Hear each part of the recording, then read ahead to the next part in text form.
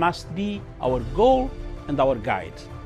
And all that we strive for as a human family, dignity and hope, progress and prosperity, depends on peace. But peace depends on us.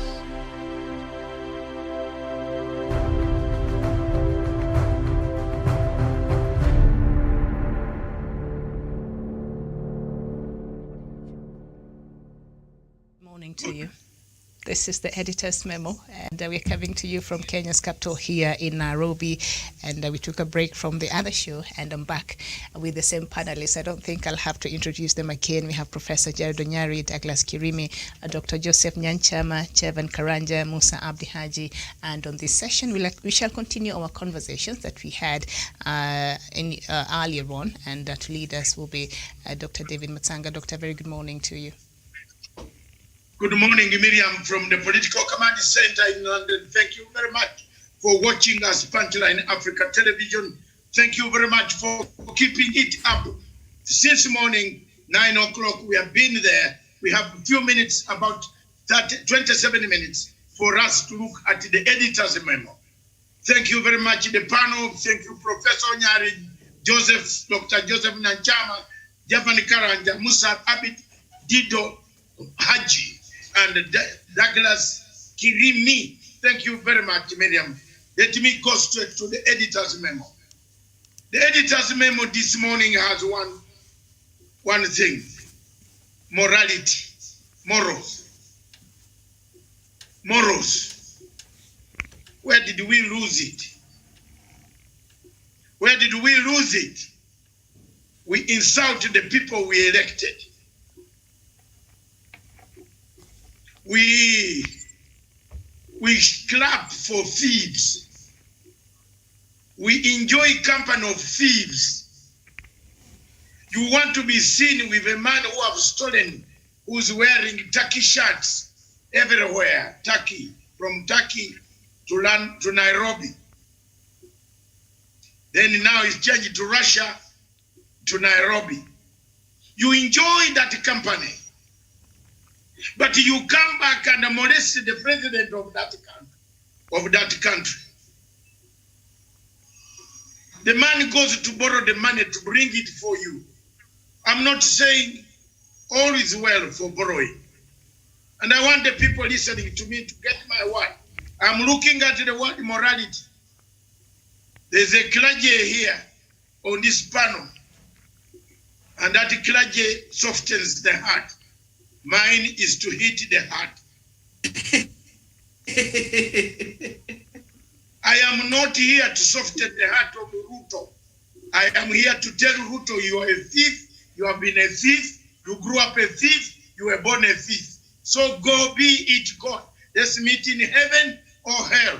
But God separate me between him and me. Like I said to Morgan Changarai, I have no regrets for Africans who turn on Africa and call for sanctions, petition IMF, World Bank to come and punish you because of myopism. Myopic. Omutwe, omuwamvu, mwelele. I don't know what Karanja says in Kikuyu. Omutwe, omuwamvu, gutalina magezi. Can I translate for you? What do you call a head that has water and a porridge in your Kikuyu? When you insult and call for sanctions without thinking of the future, what sanctions will it do to your country? Karanja, what do you call it? We call it a madman. A madman. Yeah. Because here in Kikuyu say mudu eno shorokyogo. Aha, mudu eno shorokyogo. Yeah. Yani you have porridge in your head. Yes. Yeah, Miriam, I don't know, and Professor, I don't know how you call it in Luo and Kisi. But this is a very serious disease that we Africans have. I have been in exile for 36 years. I have no regrets. Neither do I have any regrets to apologies to make to Ruto. When I was in exile, he was stealing chicken somewhere. You know? When I started being in the government, wearing perfume, Ruto was nowhere. I was wearing Obote's perfume. You go with the president. So I talk with experience. Take me with that much. You hate me, I don't care. But you touch Uhuru Kenyatta, I will touch you back. I'm sorry. And please, Mr. President, you don't pay me. So therefore, let me do my voluntary work. You can't stop my mouth. You can't stop my mouth from hammering people who are hammering you. I'm doing it for free. For those who want to attack you, I will attack them. Even if you stop me, you won't manage me. Because it's my freedom to answer some people. I have a question. I have something to finish with Ruto. Because what he's doing with someone in my country pains me, and I don't want to bring it here yet. I am waiting for the last straw. The last straw. The last straw. Ndio nilete. Hiyo Wakenya hata watasema wa, this is it. Morals as editors memo. We are now calling for IMF to stop funding Kenya. Mwaka ni Changarai 1999, 2000, 2002, 2003, went around the world calling for IMF, World Bank to stop funding Zimbabwe. And God does not forget. What you call for today, God can give you in several measurements tomorrow. And I think the Son of God, one of the men near God here every Sunday or Saturday is here, will agree with me that when you ask it for it in one measurement, it might not happen today, but it comes tomorrow. Now, today, Kenyans who are on Twitter, who are busy asking for IMF to condemn Uhuru Muigai Kenyatta, to stop loaning Uhuru Muigai Kenyatta, God will answer you in 10 years to come. Your children might not even have food. You might be destitute. You might be in exile, like Matanga. God forbid.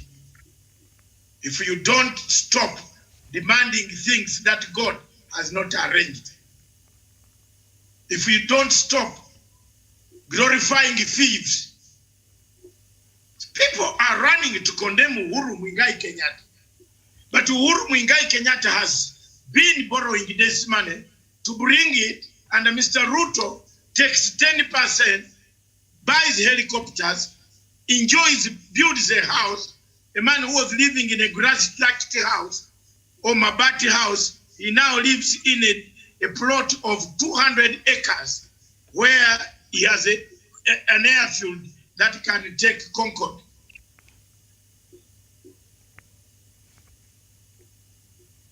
He has even not known the danger of having an airstrip in his own farm or home that a plane can stray and come for you.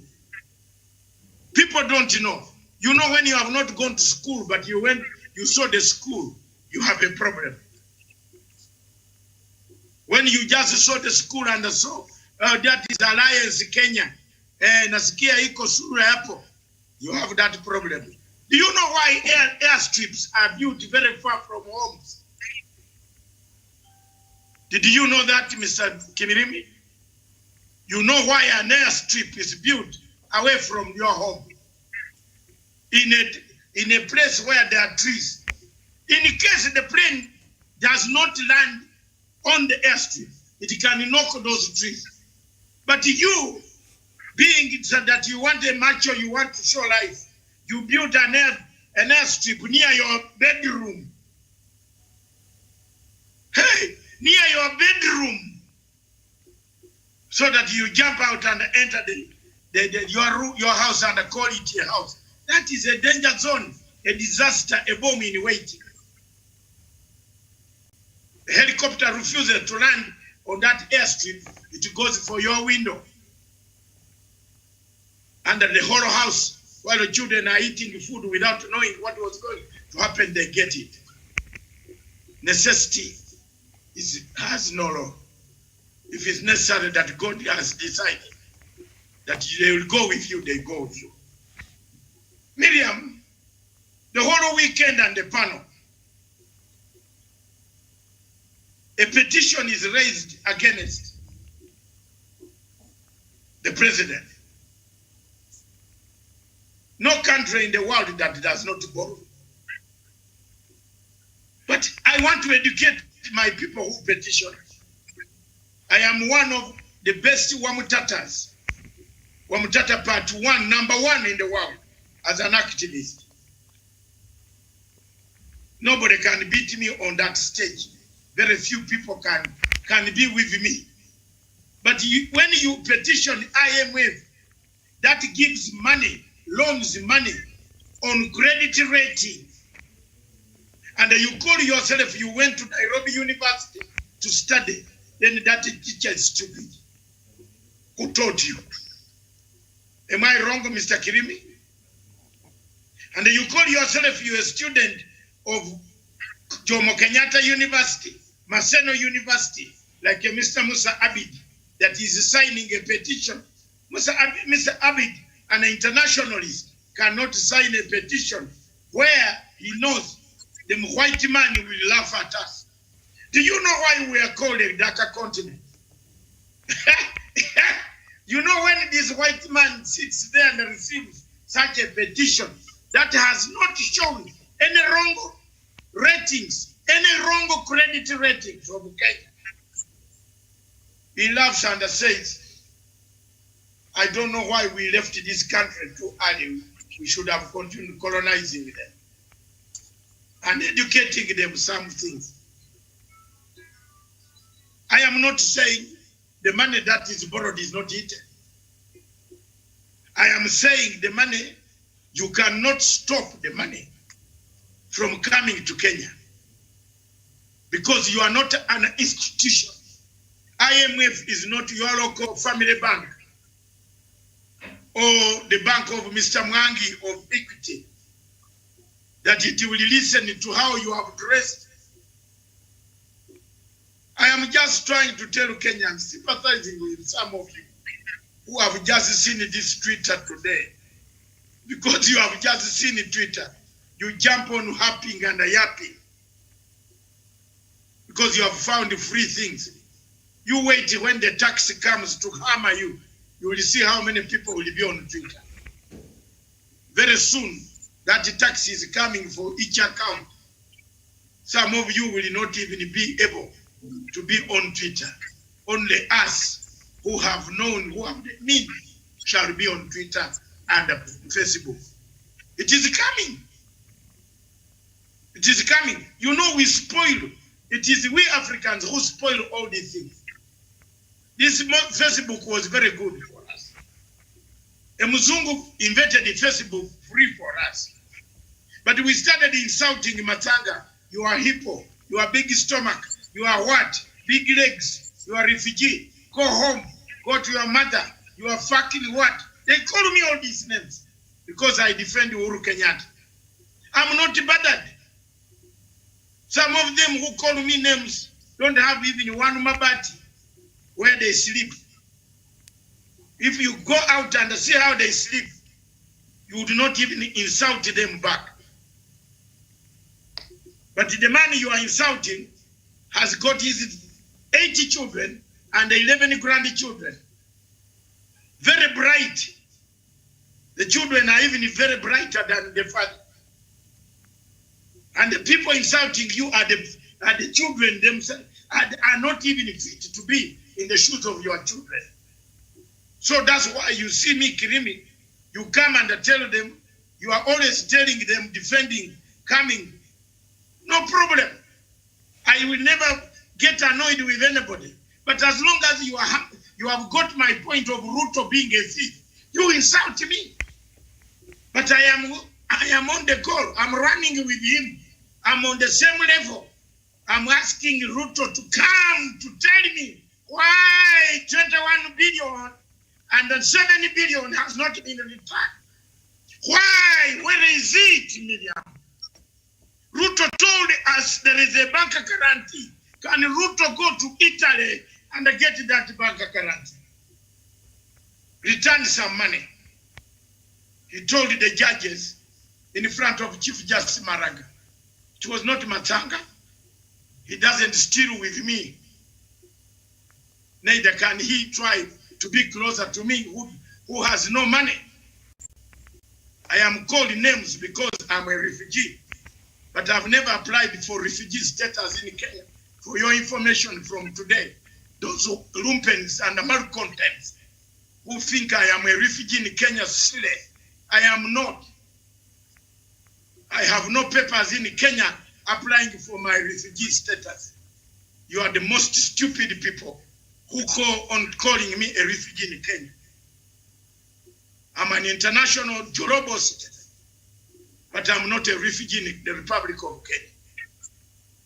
But when you touch Uhuru Kenyatta, I will touch you. Whether in Kenya or in London where I am, I will touch you, sorry.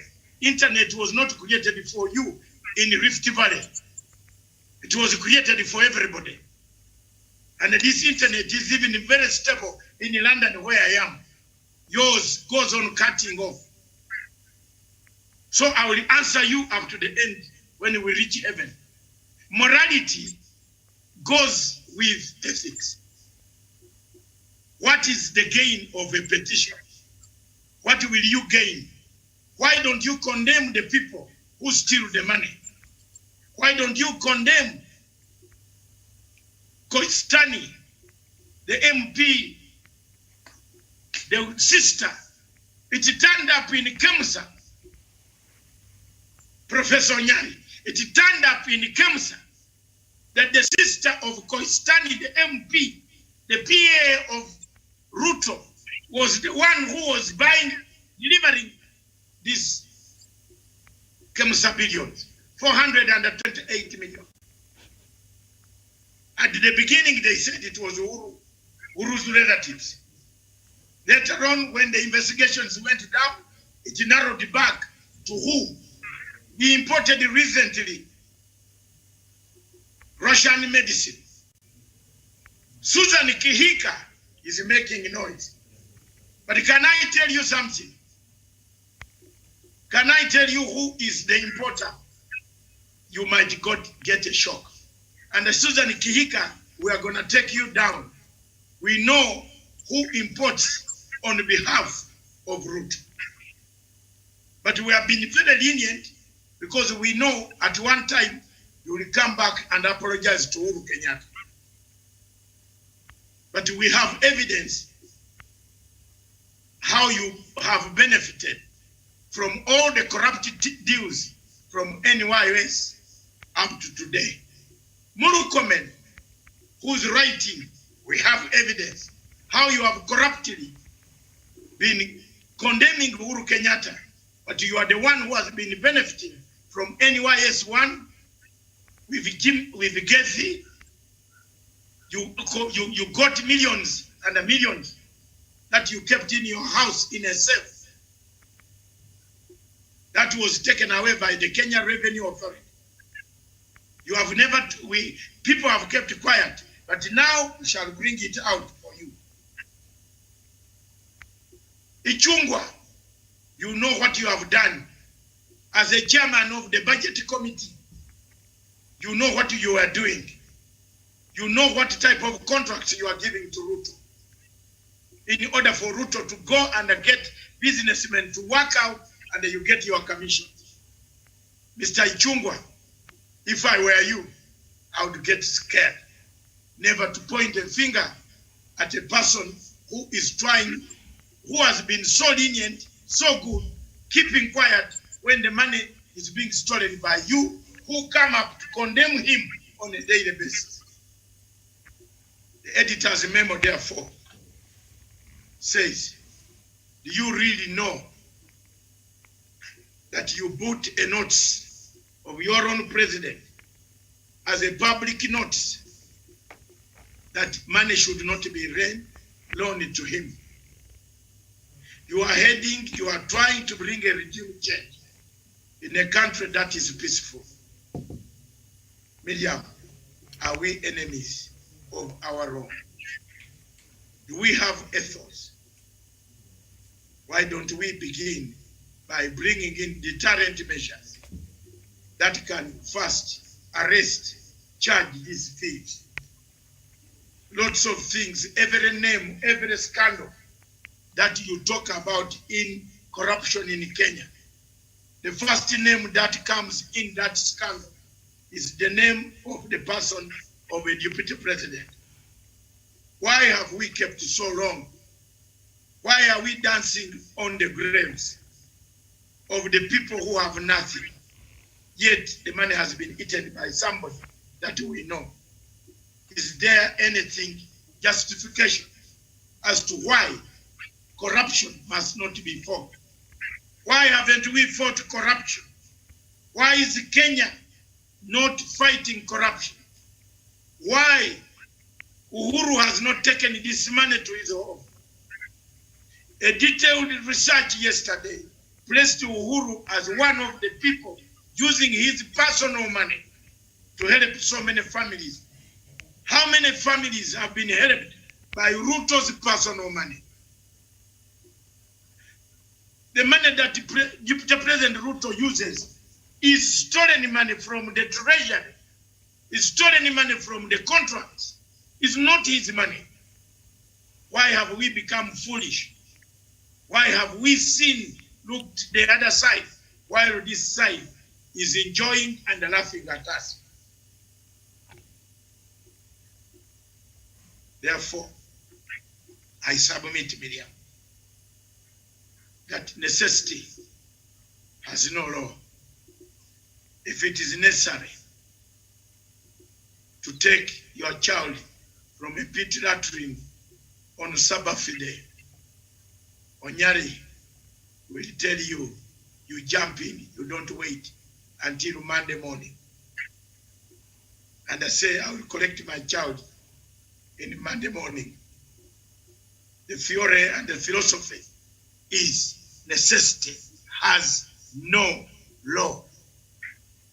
Mr. President, Your Excellency, the government, the Commander-in-Chief of Kenya, the people laughing at you today are the same people who stole some of this money.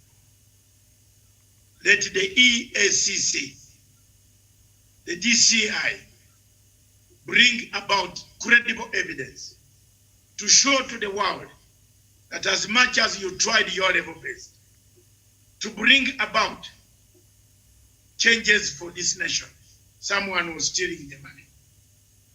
Let's not be like Morgan Changarai and Robert Mugabe. By the time Morgan Changarai died, he needed medicine from Harare hospital, but he could not get the medicine until Mugabe allowed him and got him a plane to take him to a hospital. But this is a man who called for sanctions to finish medicines in Harare. You can see what the world is. Lady and gentlemen on the panel, my editor's memo today sticks on morality. Where has our morality gone? We celebrate our thieves in the clans, in the villages, in the pubs, in the theater, on Facebook. We celebrate Doyon. We call them the Doyon.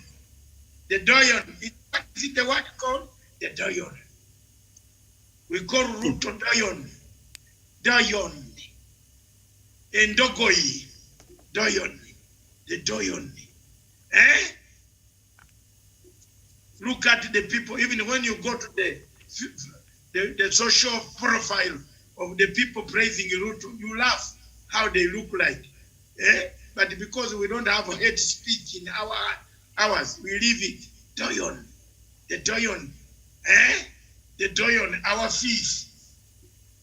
Yeah, man, this is your country. This is your country. My country, we have centralized corruption. And I'm finishing so that I hand over to Professor and others. We have centralized corruption. You are lucky in Kenya, you have spread corruption.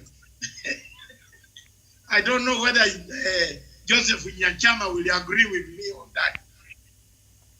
Uganda has centralized corruption. Nyachama yesterday wrote something, reminded me of a story where President Museveni said, under COVID conditions, don't tell me about bread. Don't tell me about milk. Because God is very busy somewhere else. And God has a lot of work.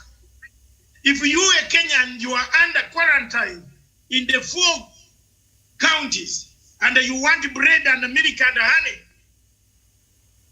God is busy healing so many people in Palestine.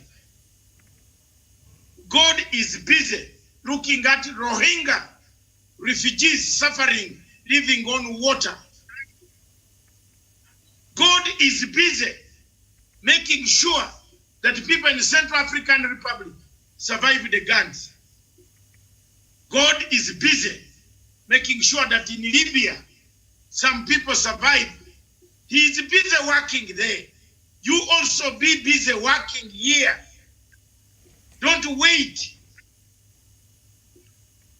Nyachama, you can see how well read I am with everything you do. I picked that Museveni's speech, said, if you think COVID is joking, don't tell me about the milk factory opening. Kenyans want the factory to open. Kenyans want nightclubs to open. So that they lie to their women. They have gone to Mombasa while they are in a nightclub dancing to go and sleep in a lodge somewhere. That's the truth. But Museveni said, I am sorry. I'm putting down lockdown. If you disagree with it, if you think milk is better than the lockdown, it is your problem.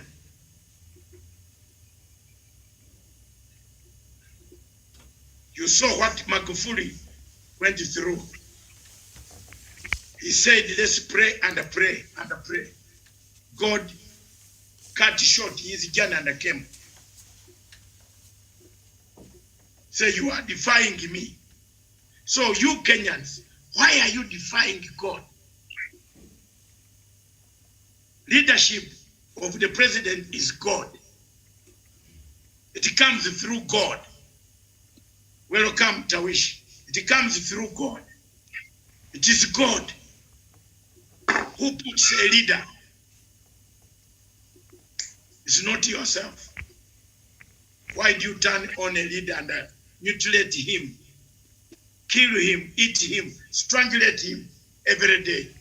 You are available on Facebook. God bless you. God bless Africa. Over to you, Miriam. Thank you. That is the editor's memo. All right, Doc, thank you so much. Professor, do you have anything else that you would like to add to that? Miriam, on morality, I agree with Dr. Masanga that most people in this country, their conscience is still in the mortuary, Miriam. People don't have the conscience, Miriam. People, when they want to do the right things, Miriam, is when they do wrong things, and they want to claim, Miriam, that's the right things. But Miriam, on issue to do with the debts which have been given to Africa, Miriam, Miriam, I belong to the club, and I want to be very honest, I'm not competent to comment on this. That if the money was borrowed to come and benefit the people of Kenya, you said you are going to build Kimorera and Arol Dam, Miriam. And there is no dam, Miriam. You put the security for the people of Kenya. Miriam, those people gave you money. Let them borrow you, and you give them their money, Miriam. Miriam, it is an insult, Miriam, that the money which has been borrowed during the COVID, Miriam, where has the money gone, Miriam? When even we don't have ICU beds, Miriam, in the hospitals, Miriam. I was reading this morning, Miriam, that there are no ICU beds, Miriam, and thank God that this pandemic does not strike. I know the Kenyans who are coming, Miriam, I know they are coming from the regime change, Miriam. But honestly, Miriam, I belong to the club that with the government of Kenya, the people of Kenya won't pay and can't pay the debts which have been in the people's pocket, Miriam.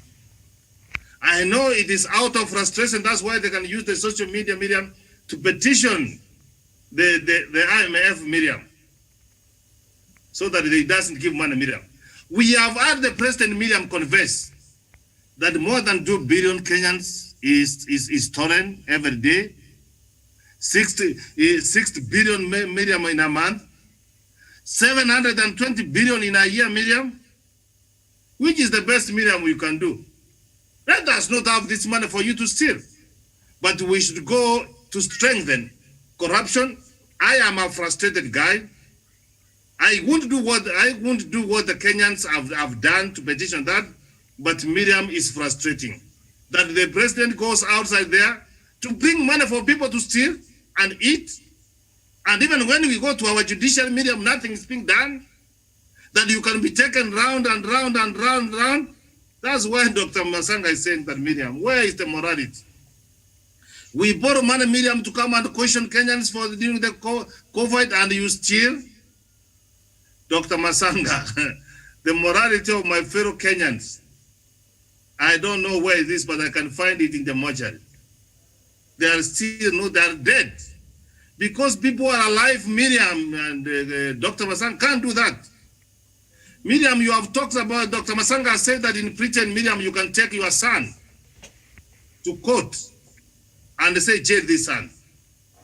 I don't know what has happened, but Dr. Masanga, I grew in a generation that Dr. Masanga, Dr. Janjama will confirm that something which has been stolen in Dr. Masanga, you don't become part of it. If you steal a hen and you slaughter it and we eat it, Miriam, Dr. Masanga, something happens, all of us dies. We will die. So Miriam, on this, I'm appealing to my compatriots, Kenyans, that they should retract what they have done to the country, Miriam. We are widely read. We can be able to do comparative analysis, Miriam. We are destroying our country, Miriam. Tomorrow, when you will become a president, Miriam, Dr. Masanga, Miriam, and you are not a thief, you want to apply for money, who will give you money? Who will give you money? See, some of the things, Miriam, stupid things we have been doing here, Miriam, we cannot wash hands. We cannot wear masks, Miriam. You decide one morning you wake up and you cross Nairobi, you cross Kiambu, Machakos, Nakuru, Kajiado. Miriam, whose country will you go? Haven't you seen that Kenya, KQ is not going to go to Britain? We have been blacklisted, Miriam. Some of the things which morals tells us, Miriam, that let us do the right things. Let us love this country. Let us be patriotic in this country, Miriam. Let us not leave our conscience in the mortuary, Miriam. So that we want to carry money in a sack. Money which we have been given to come and assist the people of Kenya. And you turn around and, Miriam, you go and take this money from the border riders, unfortunate unemployed youth, Miriam. So on this, Miriam, I will still continue to appeal to our readers. And thank you, Dr. Masanga, for doing this, Miriam. Dr. Masanga, for bringing this topic of morality. And we will not get tired, Miriam. I know they are not listening, but we are telling them, can't we do the right things, Miriam? If we have borrowed money to benefit the people of Kenya, Miriam, let it benefit the people of Kenya, not your people. You just go and build an airstrip, a 1 billion house, Miriam, in your home. We know your salary. You have not taken a loan. And Miriam, I sit from me and Miriam, one I know. I am seeing one of these good days. Kenyans should get annoyed, Miriam. And I know Douglas is listening, and I'm not appealing to them to do that. People will start lynching people because, Miriam, you cannot steal money. And then people start petitioning IMF not to give the country, Miriam. They want us to die. Some of the things we are doing, Miriam, we may damage our country. I submit. All right. Thank you so much, Prof. Dr. Joseph Nyanchama. Thank you, Miriam. Thank you, and my fellow panelists. I think I've said in this forum before, whether about the African proverb, which I said that if you are peeling groundnuts for a blind man, you must keep on whistling so that he knows you are not eating his groundnuts. In fact, that statement was brought by our forefathers to teach us morality and uprightness. But unfortunately, and I've also said in this forum, because as I said earlier myself, I'm a motivational speaker and personal development. Unfortunately, these issues of morality has cut across all the strata of society.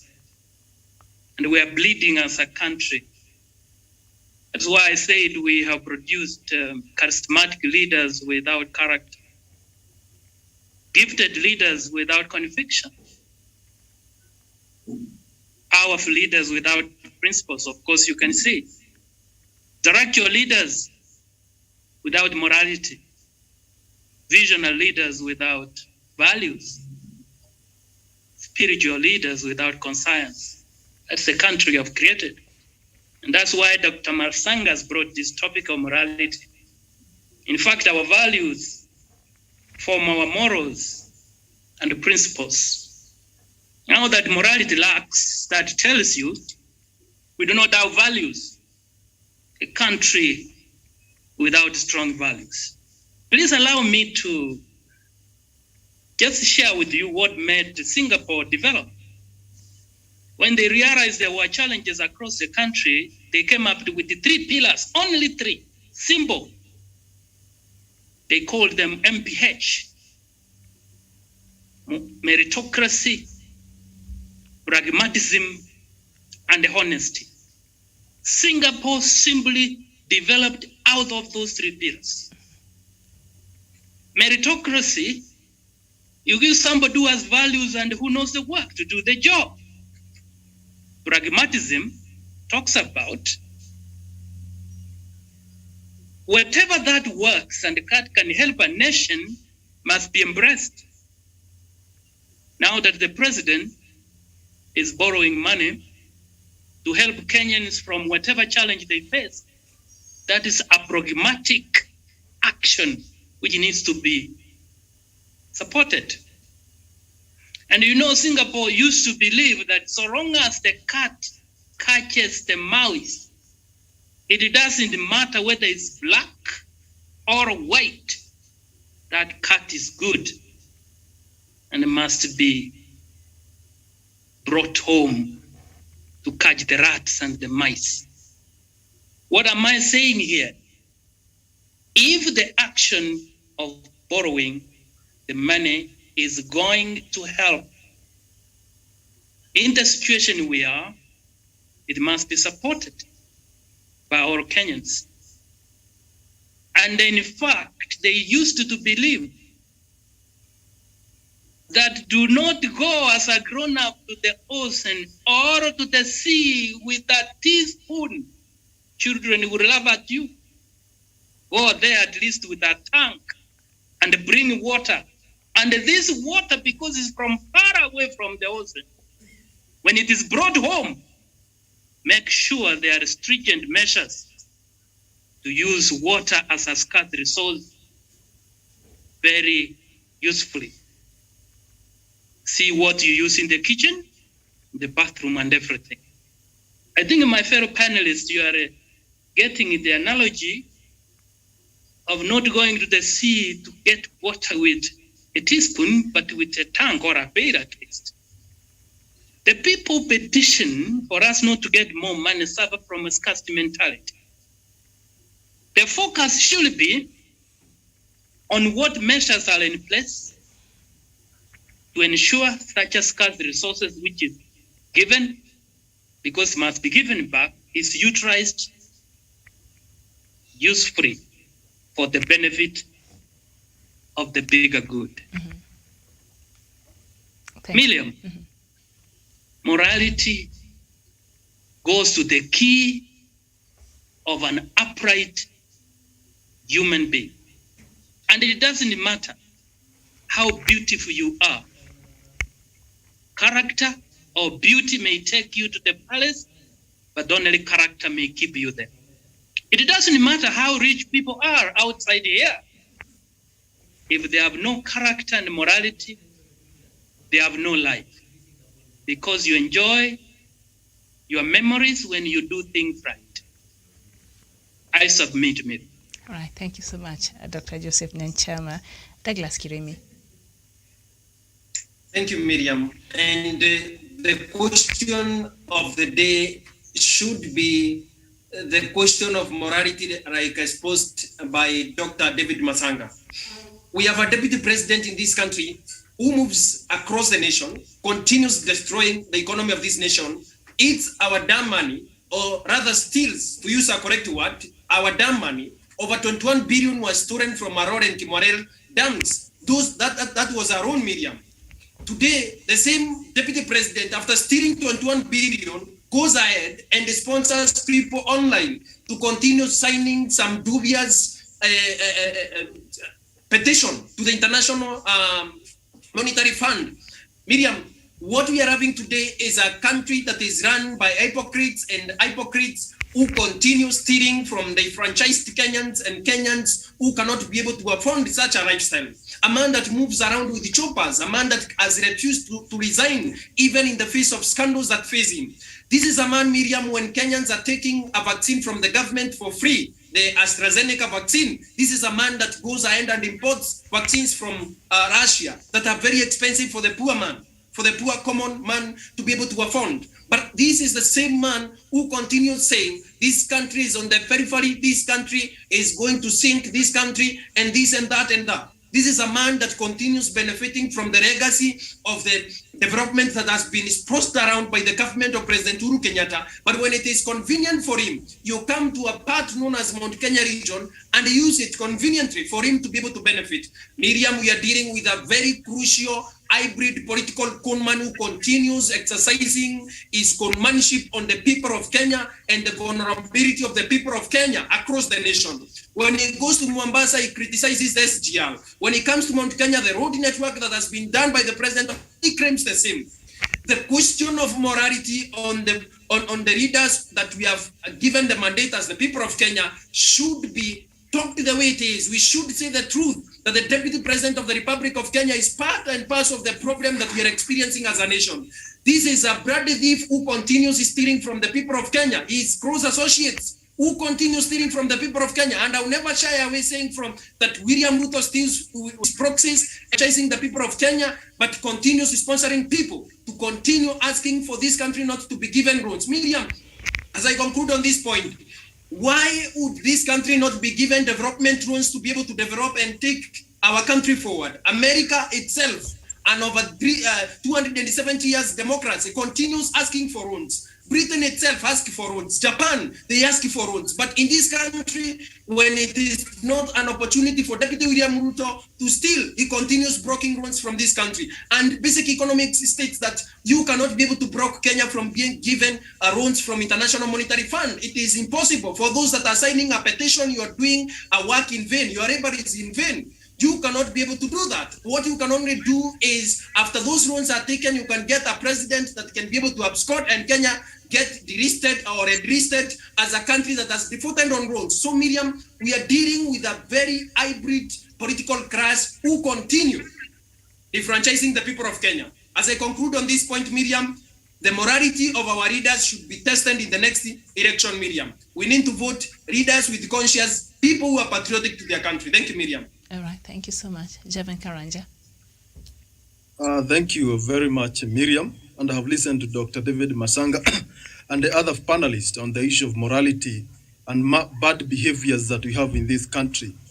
Miriam, to some extent, we, the voters in this country, need to wake up from the slumber and realize that there are a breed of leaders that we need to chase away. There are a breed of leaders that we need to send home packing because they are part of the problem that we are experiencing in this country. From 2013 to 2017, when Jubilee government and when Deputy President was in full control of Jubilee government, he was not afraid. And in fact, the members of parliament then raised the bar of borrowing from 6 trillion to about 9 trillion, Miriam. Therefore, at that time, William Ruto and his supporters, they didn't have a problem with the borrowing because we know what happened to Eurobond 1, we know what happened to NYS, we know what happened to Kimorel and Arol dams, Afia House scandals, maize scandal, fertilizer scandals.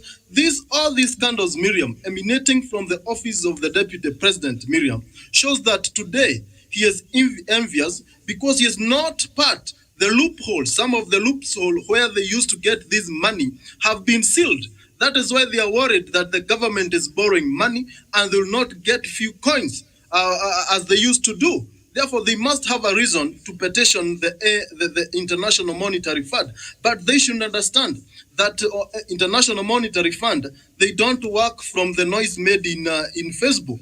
I have seen that now they have signed, the people have signed are about 150,000. Bearing in mind that in this country, we have 21 million almost registered voters, all above 18 years. Therefore, their efforts are in vain from the word go. Therefore, Miriam, we need to upgrade. We, the people in this country, need to call leaders who have been the problem in this country out, and we shame them so that they can behave or they can be taken to a court of law. But the main problem, Miriam, is our courts, the DPP, the EACC. These people need to wake up and prosecute someone.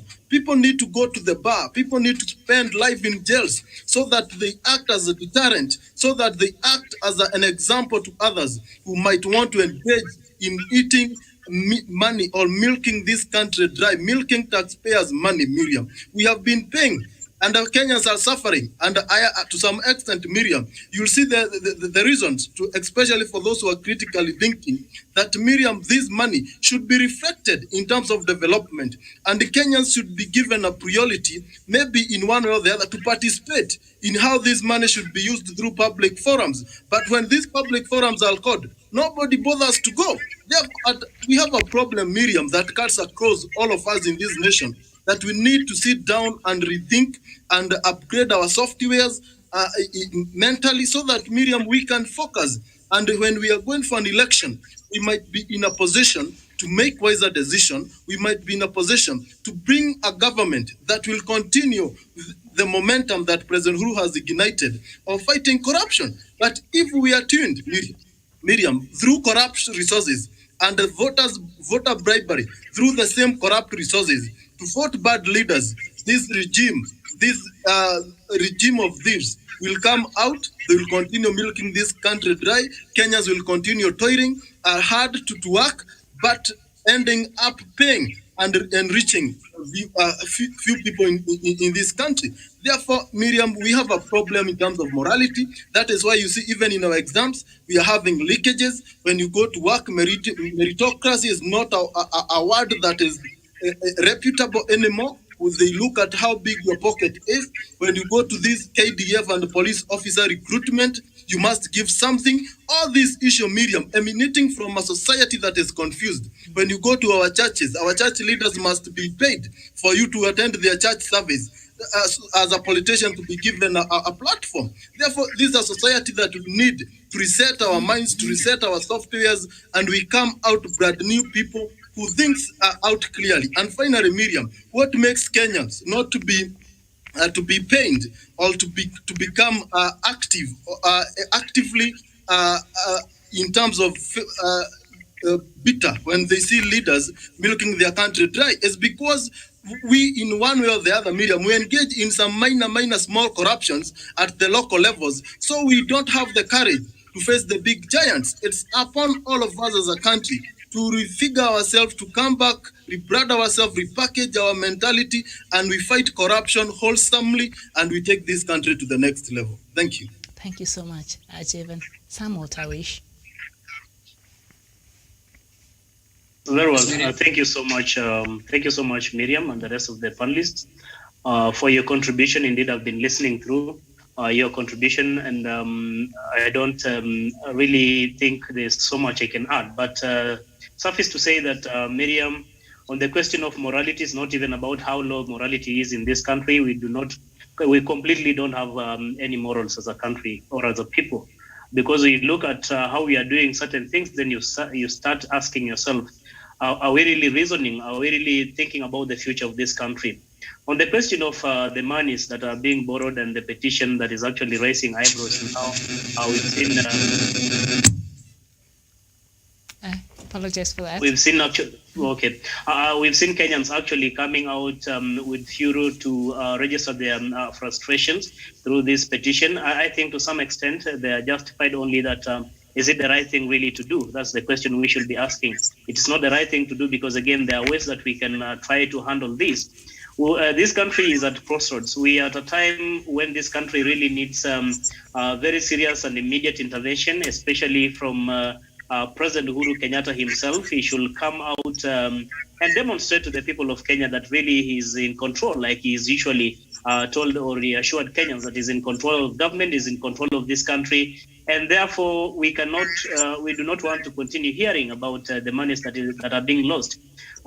Firstly, I don't understand why we should go and borrow money, for instance, if they're meant for dams, and we cannot see those dams actually being constructed. If you're going to borrow money meant for roads, why don't we see those roads? If you're going to borrow money to ensure that we are fighting COVID-19 in this country, why don't we see that we have enough vaccines in this country? Why don't we see that we have enough beds in this country to help people who are in ICUs? Why don't we have enough personnel, for example, in our hospitals? So I think there are people who are working under President Uhuru Kenyatta who have actually who are working to sabotage his legacy by ensuring that nothing really works out. Because again, when you have people who are determined to let you down, the people you are leading, for example, the ordinary Mwananchi, feel or become disaffectionate with you. They feel like they're disenfranchised. And where do we get ourselves? It's where we are at the moment. Like the petitions we are seeing now with the Kenyans being frustrated because they feel at the end of the day, it is the ordinary people who will have to pay these bills. It is the people who will have to go back to their pockets to pay back these loans that you are borrowing. So, but again, these loans then have to do something that is tangible, something that is seeable, something that is going to change the lives of this country, the future of this country in terms of developmental projects. But if we are borrowing and this money is going to a few people's pockets, then I think that is a tragedy and something that we have to call it out and say no as a country. We have to call out for accountability. We have to call out for transparency in as much as we cannot bar or actually gag President Uhuru Kenyatta or this administration from borrowing outside. Because again, when we don't have, it is like this country is in catch-22 situation. You do not have money. We are battling COVID-19. The economy is actually disrupted and nothing is really happening. So how do we go about dealing with this kind of situation? We still have to go out there and borrow money, but this money has to be put in good use. I think that is what basically Kenyans are asking. And on this one, actually, I think I am on their. I'm actually supporting them in this. Question to ask about how this money is going to be spent. But on the question of petitioning IMF and saying we do not need to get this money to this country, then I think maybe there are people who are working behind the scenes to frustrate and make sure that nothing really moves. And by the end of the day, it's President Uhuru Kenyatta who will be answerable.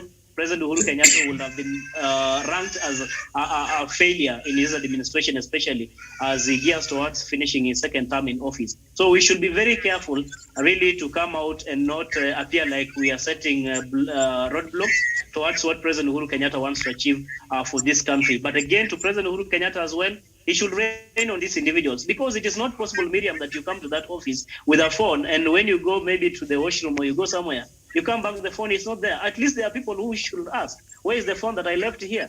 I mean, it cannot be possible that people I mean, money is being lost, but nobody is being caught. We are not seeing people being taken to court or being taken to prison. People are not being arrested. What is happening?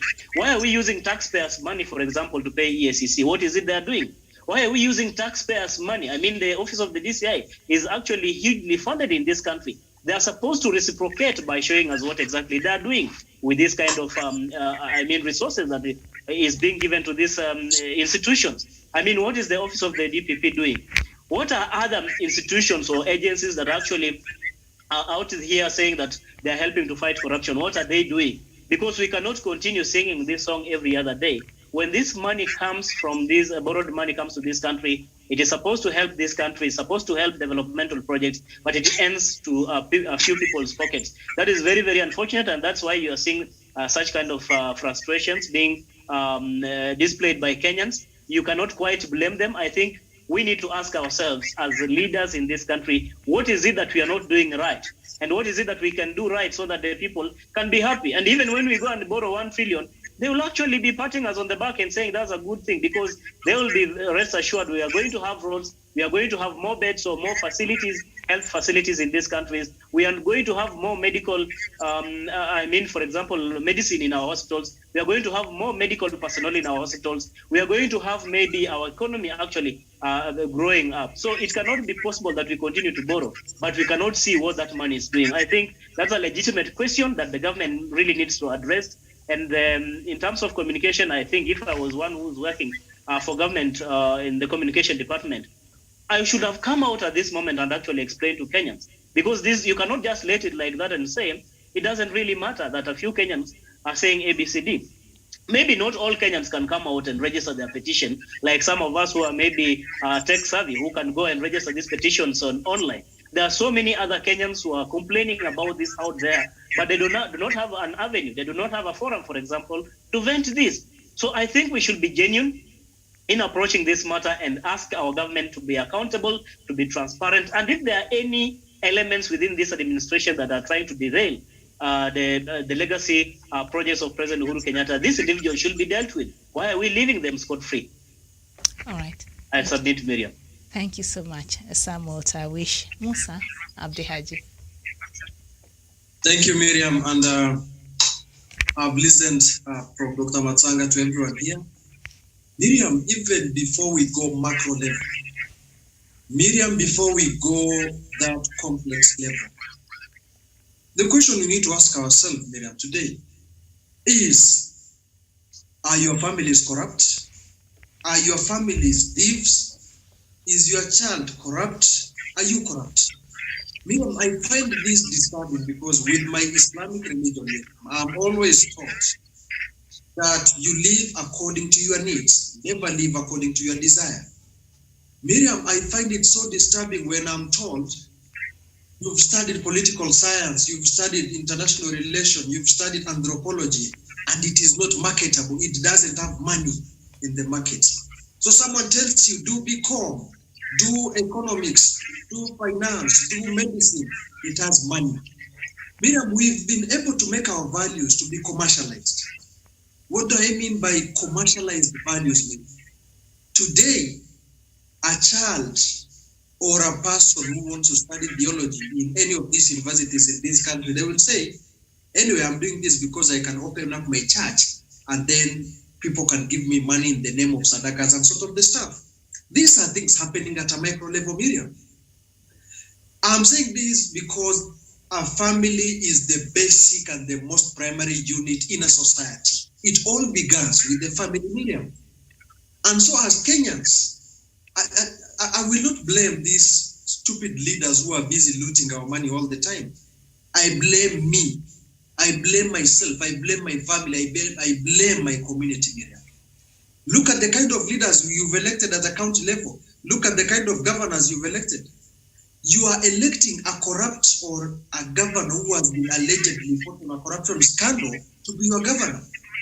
The story is well known with the likes of Bungoma, Miriam, and Kirinyaga. And here we are complaining that the thieves who are representing us in government, and we are signing the petition. The best petition you can sign in this country, Miriam, is to push these people home through election.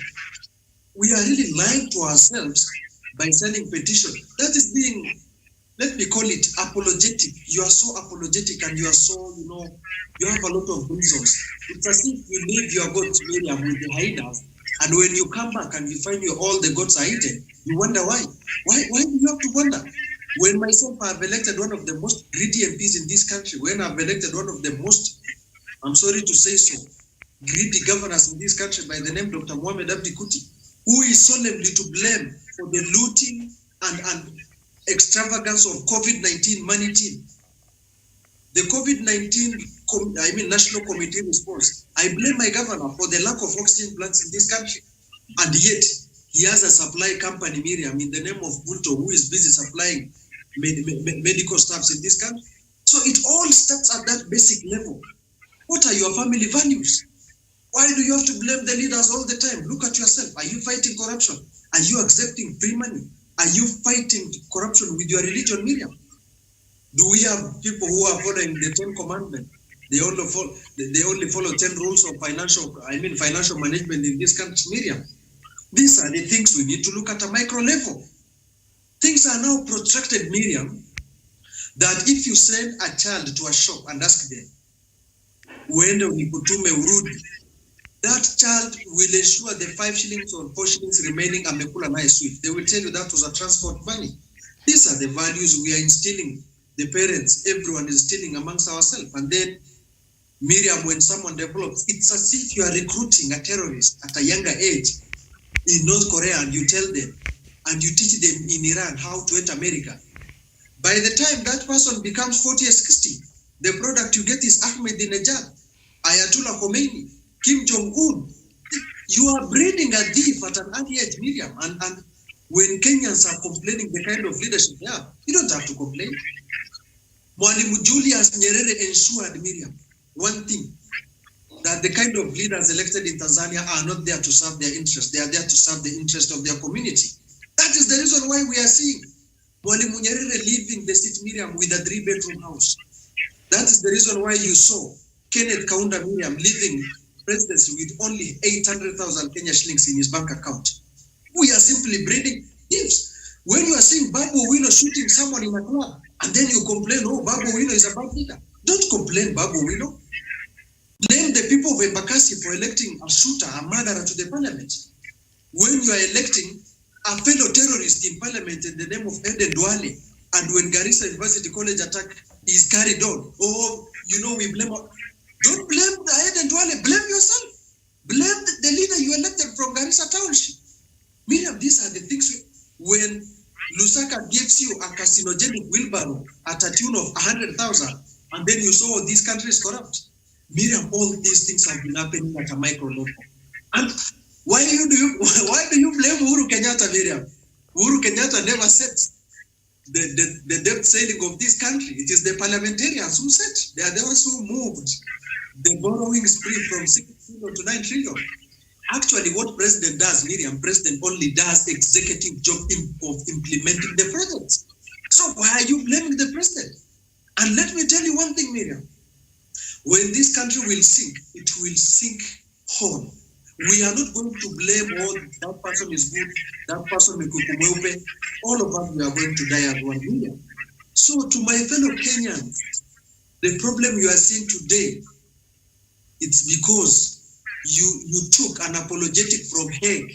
It's because you took an apologetic in the name of Nimtuetu Henry Rotich. It's because you took an apologetic of my community, Ukuri Atani, and putting him there with him not understanding anything to do with money. Then, at the end of the day, when the country is crumbling, why do you blame these leaders? Actually, Mahatma Gandhi said, the leaders you've elected are the very embodiment and reincarnation of how the people on the ground are.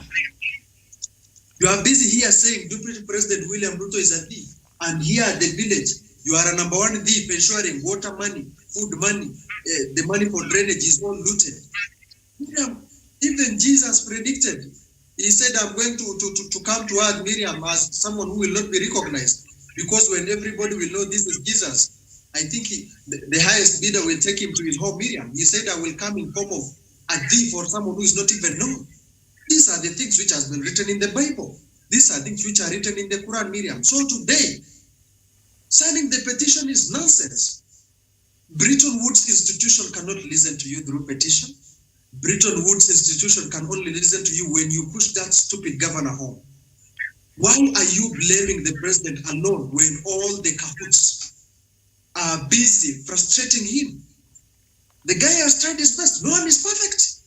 The guy has ensured for the first time a Borana like me can get a passport without discrimination or racism or being called a Somali or being called a Borana. The guy has ensured Huduma number is there. No one is perfect, Miriam. Even Mwai Kibaki is the best, but people remember him for 2007. And let me tell you one thing. Uhuru Kenyatta has done his best. The question we should be asking ourselves, Miriam, as I submit, what have we done? Are you teaching that kid to study anthropology? Are you teaching that kid to be like Dr. Nyanchama or Professor Onyari? Or are you telling them be like William Ruto so that he can go and loot money when he become an adult? These are the values we have in our books. Miriam, as I submit, it is only today when I come to our education sector that when Dr. Matsanga speaks a Buganda, they call him stupid. But when he speaks an English, they call him learned, intellectual. These are the values we are living with. Do you ask the reason why Russians are speaking Russianic language? The reason why Germans, with all their knowledge and controlling the world, are speaking German?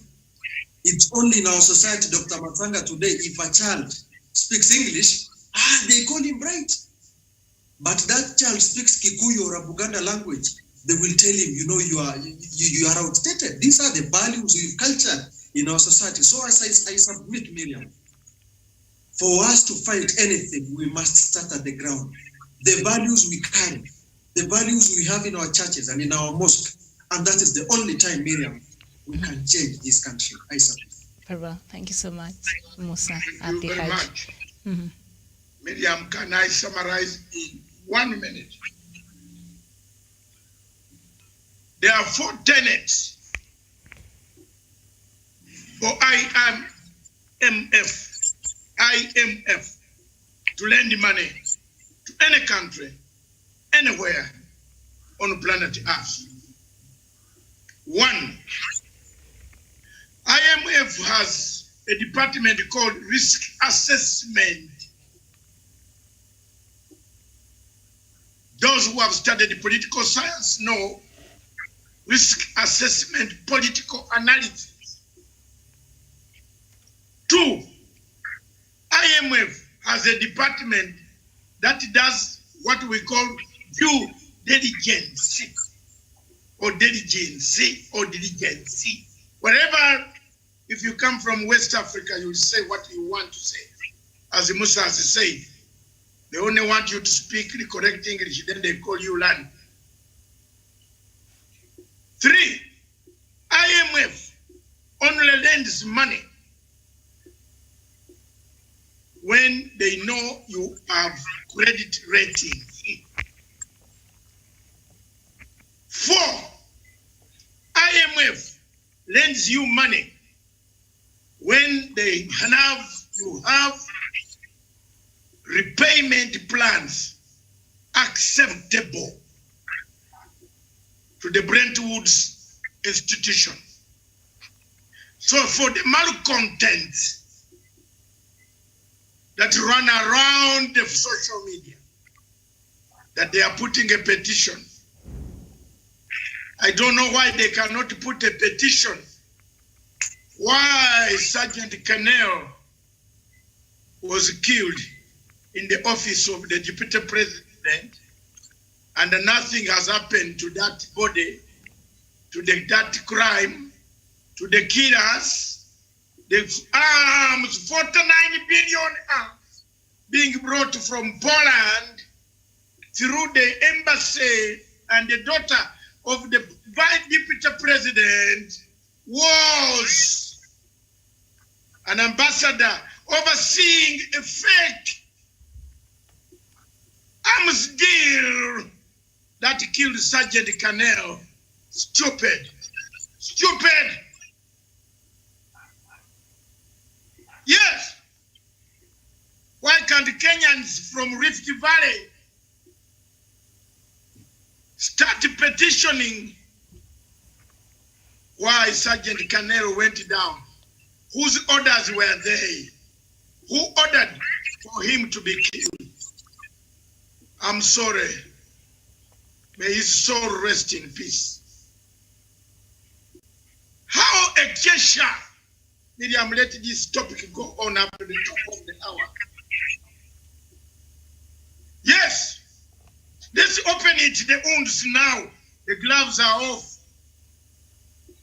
Those who fear can run out. When a chaser got arms, brought armed dealers in an office of the government, of deputy president, purportedly to sell arms, killed Canel. What happened? Who killed Sergeant Canel? Who ordered for his elimination? Why can't we petition on that?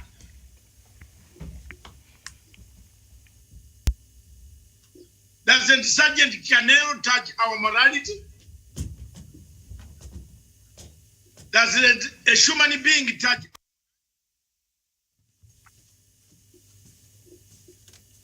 Why are we afraid? Professor Gerard Onyari, I see hiccups. Ole Susana Tawish, I see hiccups saying, oh, it is agreeable for them to do what? Why can't we do it all at a time? If we are doing it, let's do everything. Why can't we petition the removal of the deputy president from office? For so many crimes committed, economic crimes, including the 7 billion, and including him telling us a lie that there was a bank guarantee, the money was not lost. Is that not a crime enough to petition the deputy president is removed from office in a normal democracy? Bring it on. Later Kirimi. Later Karanja later. We elect thieves. We praise the thieves. We run and eat their food. We drink their beer. We celebrate them. We get them beautiful women to impregnate with HIV, AIDS. Yes, pump in HIV, AIDS. Other people's women over corrupted money. Fuck it. Bring it on now. You touch Uhuru Kenyatta, we touch you. We know how many women some people have destroyed. Wewe, nyenye, aterere. Don't bring it, man. Don't try to think Uhuru Kenyatta has no defenders. Don't think so. You come slowly, you people. Come slowly. Yeah. Mukuje pole pole. Mukuje pole pole. Na sisi legacy yetu ita defend Uhuru Muigai Kenyatta. Our legacy will defend Uhuru Muigai Kenyatta. We are not going to be shy. You are drawing him photographs. Why don't you draw photographs of people who pluck people and throw them in Miami? In Miami.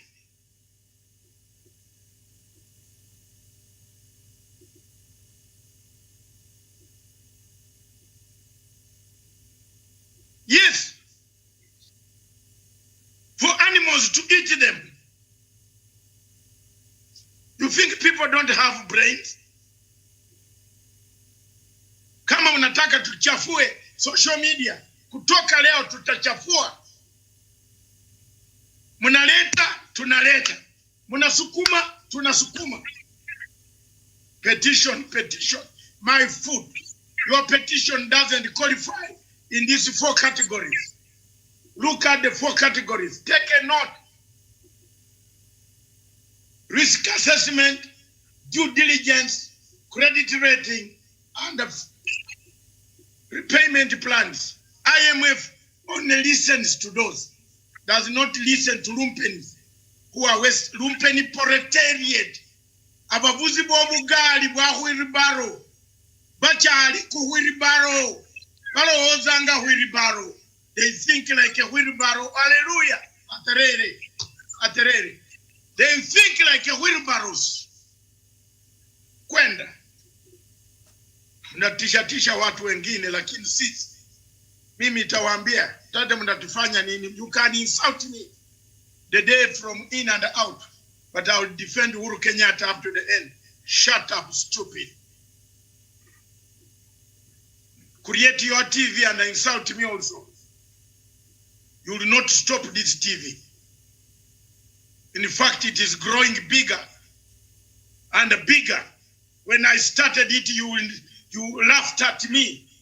Today, you have followed me on the media, which I started 4 years ago. Rubbish. Kwenda, muko na nini nyenye? Kwenda. A man who cannot build a factory, he steals money to build a mansion, an airstrip near his house, not risk assessment. I wish he called me to do a risk assessment of his plan at this house in Sungoi. I would have told him that the airfield must be 20 miles away. Then you drive back home by car.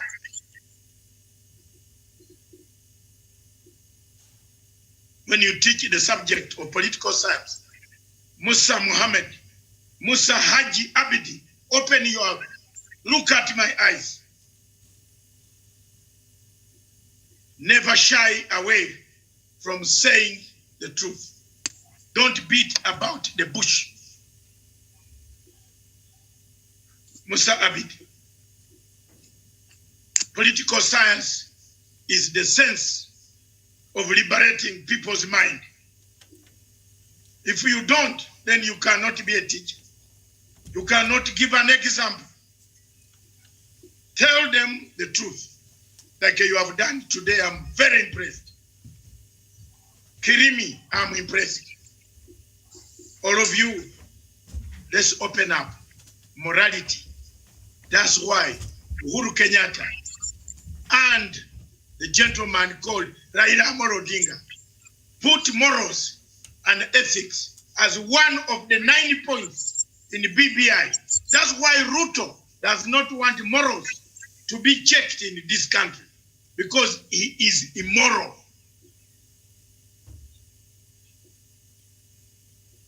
Have I hammered the point home today? He's immoral. He steals the money, then uses the money, then turns around and said Uhuru is borrowing. He tells Susan Kihika, who is the husband of Susan Kihika, what does he do?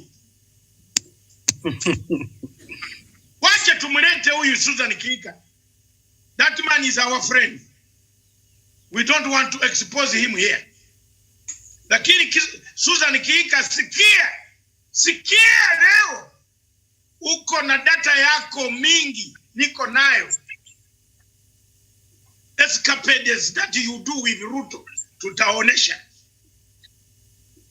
Usijaribu matanga. Wewe toka kuzungumza jina ya Uhuru kila siku with your mouth. The day I will display your escapade, you will not like it, Madam Susan Kihika. We respect you because of your husband.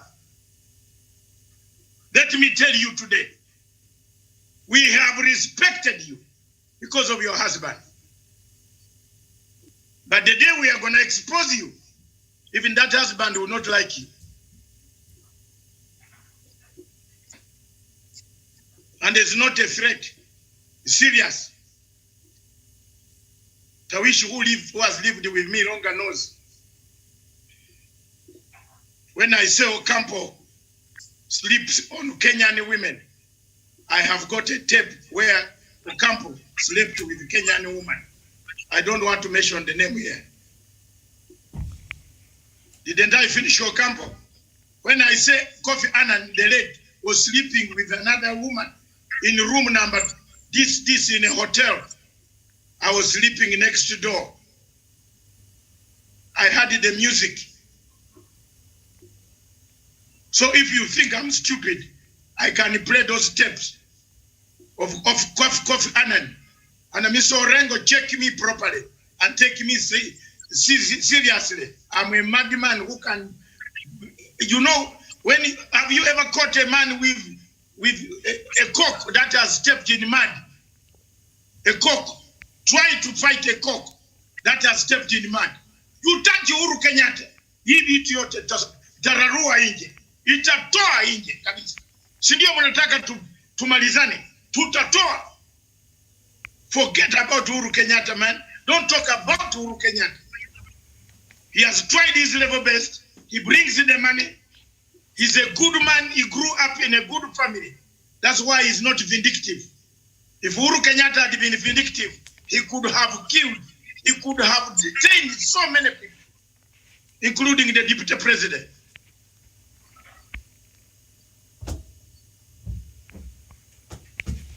So nyenye wewe Orengo wewe, or that NGO, then you wewe, you are lucky Kofi Annan has gone home. You had no wife. Kwenda.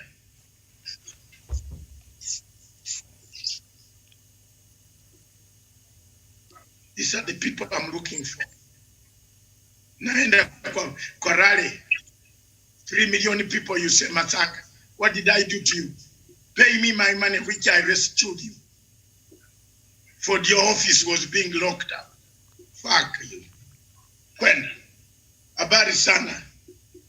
Asante sana, Miriam. I hand over the station to you.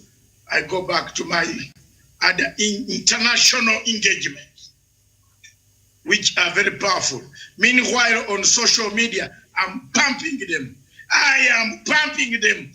I am pumping them. And the Scorpio teams, come, let's pump them now. They are in chaos. They are in disarray. I wish Professor Nyari could read what I am pumping them. They are in chaos. Umundu humundu. It is now the value. You touch Uhuru Kenyatta, I touch you. I've just released the one which is going to 300 now. Just a smaller one. There's a petition, the killers of Sergeant Canel. Look at the way it is enjoying. They are crying there. They are insulting me. Insult me. Go on. What will you do? Will you kill my children? Will you produce children like I have? I have 8 well organized.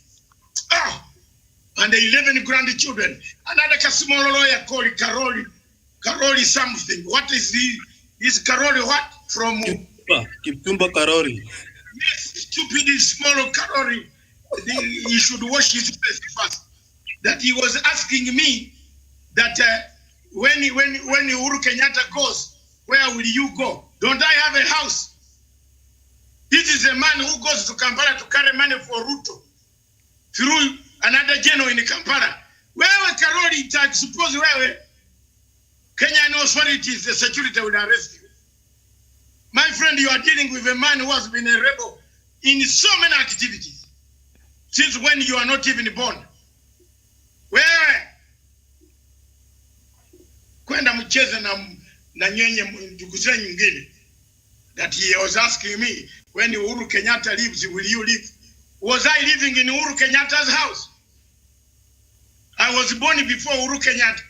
So was Kenyatta feeding me?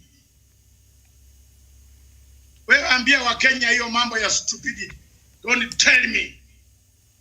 My friend, I can go and stay in one of my daughter's houses. She has a mortgage. She's not sleeping in Mabati house. Kwenda. Nyinyi mnasema nini? You think I'm a street? I'll stay on the streets of Nairobi. Mnaniambia every day, oh, when Uhuru Kenyatta lives, where will you go? I can rather go, I can die than working with a fee or for a fee. That's the rule. Karoli, wacha nikwambie leo ujue. And if you go on writing, Mr. Carol, more things, I'll reveal your relationship with one of the Ugandan generals, a very dangerous killer. Are you the one importing polonium-210 here? Well, be careful. Iko polonium-210 imeingia hapa. Mnataka kuua watu.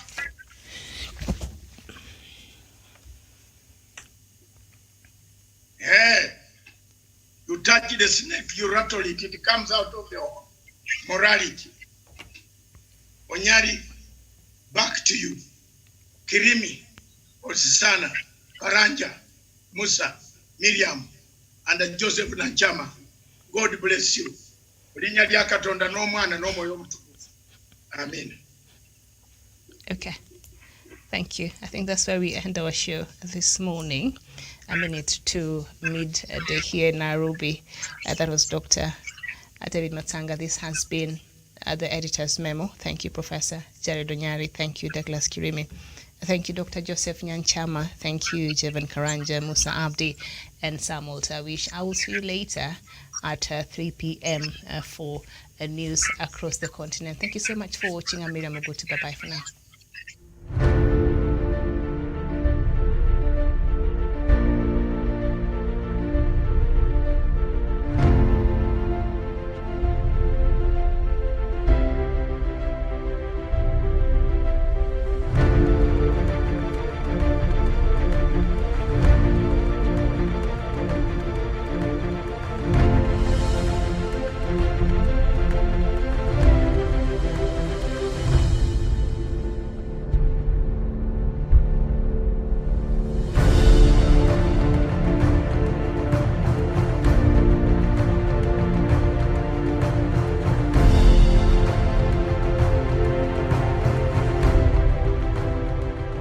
Peace must be our goal and our guide.